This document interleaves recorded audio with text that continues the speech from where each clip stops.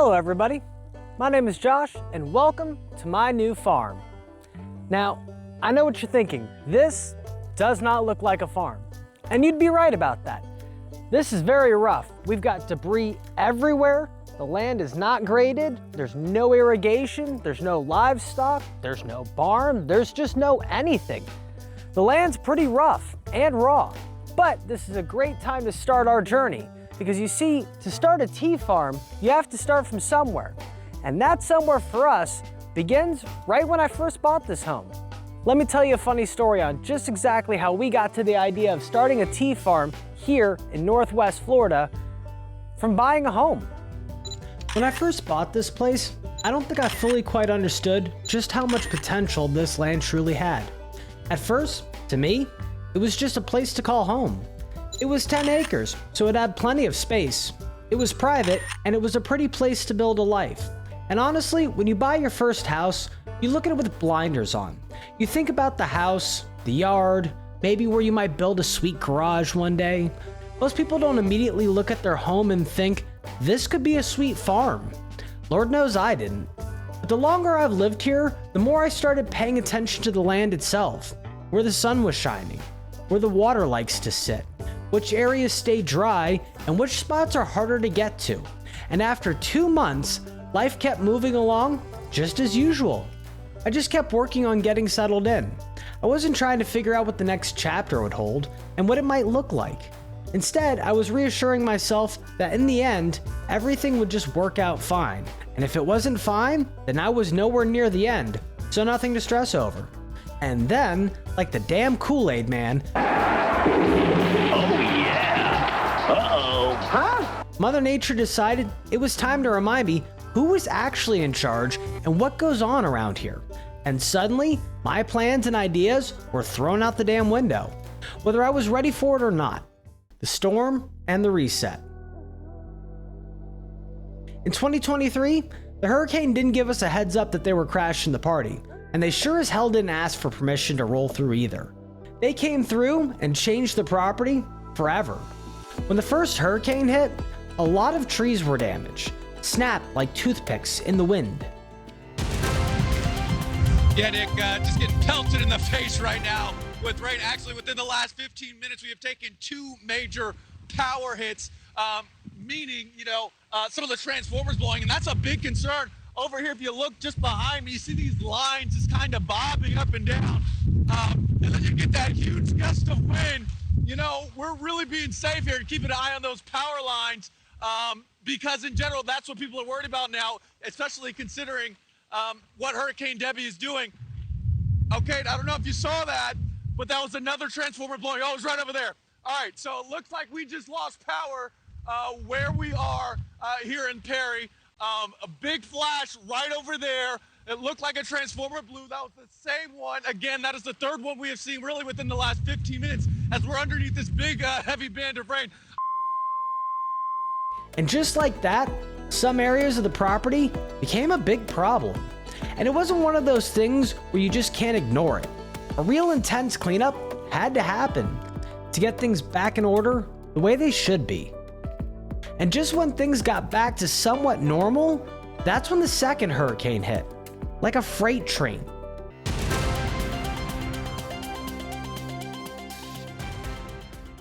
The way it goes is you'll have a little bit of the eerie quiet, the wind begins to pick up, and then you have this loud snap. It's almost like a gunshot or artillery fire.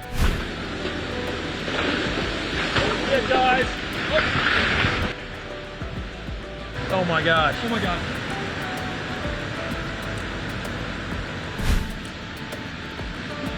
There we go, Austin. I don't know if you're able to capture that one. Absolute punishment. But good heavens, what we're seeing here, sakes alive. All right, guys, look out. Okay, there are roughly 50 live oaks. Some of these trees have been standing for well over a century. So collectively, we're talking about more than 1,000 years of life coming to an end. I mean, it just gives you goosebumps, and you just kind of hunker down the best you can, and then you just wait for it. It being the collapse of one of these grand trees. But every now and again, you'll hear this huge pop, this big crack, and you just kind of look around and see what is falling and where it's falling. That's the most important thing. Big gust coming through. Notice a lot of the water falling from the heavens. It comes down, catches the upmost branches, and goodness sakes. Turning everything in my world into a real SOS situation, all while I was blissfully unaware. See, this area of Florida is home to a vast amounts of pine trees. They've been growing here for many decades and fed the local pulp mill owned by GP, or Georgia Pacific. And GP and the timber industry was the core pillar of the economy in this area. So when they cleaned up and got things back to operational after storm number 1, nobody batted an eye. Things were right on track. But without any warning to anyone, GP decided to close down the plant and all operations in the area.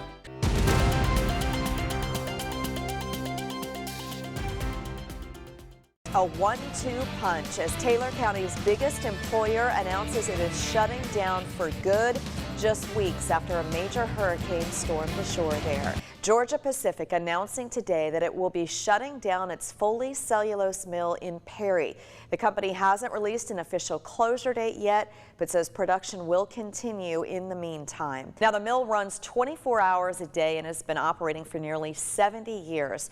According to GP Cellulose, it produces wood pulp that's used in products like clothing, diapers, tires, and towels. It's Taylor County's biggest employer with more than 500 workers and has an economic impact of $230 million a year. This was an absolute kick in the you-know-what to a local economy, but also, unbeknownst to me at the time, a real issue for me in the future. See, on my property, a large portion of the trees grown on my land were Japanese pine trees, which for one is not a native species, so there's no use crying over spilt milk. But they weren't planted on my land in a neat plantation style of rows either. They were planted and grown all natural, if you will. So not only is it densely packed, but it's mostly full of mature trees. And either they were snapped in two by the storm or cracked internally and becoming an all-you-can-eat buffet for the termites in the wood. But with no local mill anymore, I was left with zero options that economically made sense to offload these trees to. And to compound it, I wasn't the only one in the area trying to get rid of unwanted pine. Meaning there was a huge glut, zero demand, and the value actually turned negative. I was left with only one option: do nothing at the time. And that's when hurricane number 2 slammed right into us, causing a rinse and repeat of all the same problems from storm number 1. Flooding, more tree damage, a cleanup of pile that never seemed to end. Now, getting hit with not one, but 2 hurricanes making back-to-back landfall while you're settling into your newly bought home, let's face it, is never on anyone's list of things you'd wish to have happen to you. It's like the worst welcome to the neighborhood gift Mother Nature could give you. Now, I already know this is getting kind of long-winded for an origin story, and you're probably thinking, my God, this kid has the luck of a bad penny. And it's true. So I'll move along, if you will, and just get to the good parts. In the end, we ended up catching 3 hurricanes within 13 months of a time span, all making direct landfall in my new hometown. And to rub salt in the wound, the road my house is on had a low spot, which got so flooded for so long that I lost access to the outside world for several months. And I ended up hydrolocking the engine of my beloved Mustang, trying to get supplies at one point when I had run out of food and medicine. Rest in peace, Mustang. I'll miss that car. But finally, Mother Nature relaxed, and I could get back to cleaning things up and getting life back on track. And at first, that's all it felt like: cleanup. It wasn't some big inspiring moment. It was damaged trees, debris, no power in the middle of Florida summer, and with a lot of work to do. But once the clearing started, something changed. And I promise it wasn't a heat stroke, although Lord knows I was close to catching it some days. The land started to open up. Areas that had been hidden by decades of thick trees and brush were suddenly visible. You could stand there and actually see the shape of the property. You could see the slope, the open space, and the distance from one field to the other. And that's when things started to feel less like cleanup and more like a reset. Not a perfect reset, and definitely not an easy one, but a chance to look at the property in a different light. Because once the land was opened up, I started asking a bigger question. What is this supposed to become? The life reset. I think a lot of people in life hit a point where they start questioning what they're doing career-wise. Not in some dramatic move, just quietly. You start asking yourself all sorts of hypothetical questions, like what do you want your life to look like 5 years from now? And whether you're on the path you're actually on is taking you there or not. For me, I kept coming back to the same thing. I wanted to build something real, something physical, something that wasn't just sitting behind a computer or chasing the next sale or doing the same thing over and over again because that's what I've already been doing. I wanted something with roots, and I mean that literally and figuratively. There's something about the land that pulls you back down to earth. You can't fake it, you can't rush it, and you can't talk your way around it. The soil is either ready or it isn't. The plants either grow or they don't. The weather either cooperates or it doesn't. And I think that's part of the reason why this starts to feel so right. Not because farming is easy, believe me, I know it's not, but because it's real. And I think that most part of my life right now is I need something real. Deciding to start a farm. So I decided, what the heck? Let's start a farm. And it sounds like a simple idea, but it's a huge shift in who I am as a person and what I've done in life. Because a farm isn't just plant something and hope it works. There's soil testing, drainage, irrigation, fields to lay out, equipment to get maintenance, timing, money, and mistakes. And I'm sure, knowing me, probably a lot of mistakes. And I'm not coming into this pretending to be some farm expert. I'm not. I've never farmed before. I'm what you would call a rookie, or as the government would say, a first-time farmer. I'm learning, well, everything. And that's actually one of the main reasons I wanted to document this from the beginning. Because most of the time, when people see a farm, they see the finished version. They see the rows already planted. They see the people and the machines harvesting the crops.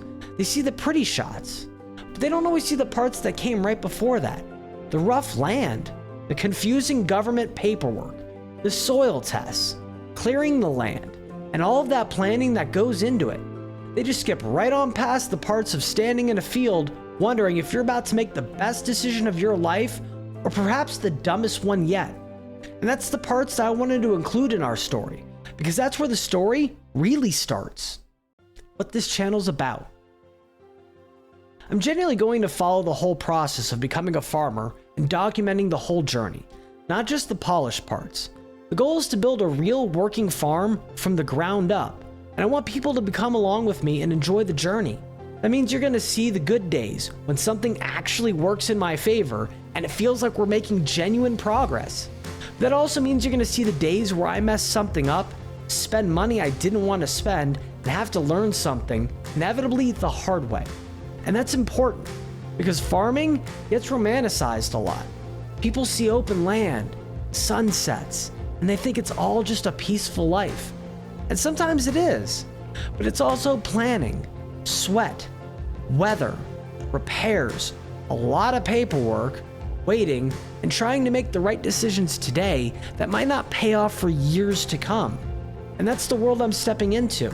And I'm doing it as a first-time farmer on a small piece of land, trying to build something that isn't just a hobby, but rather something that can actually become a respectable business.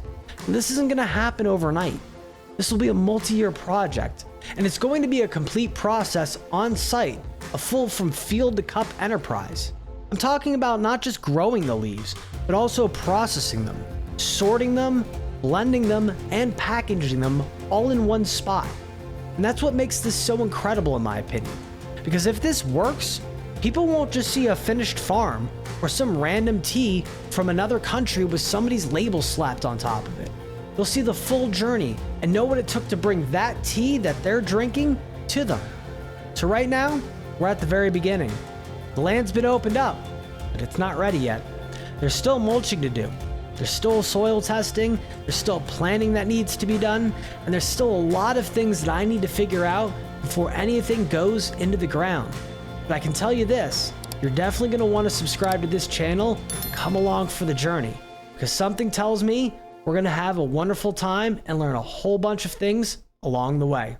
Thanks for watching, and until next time, take it easy.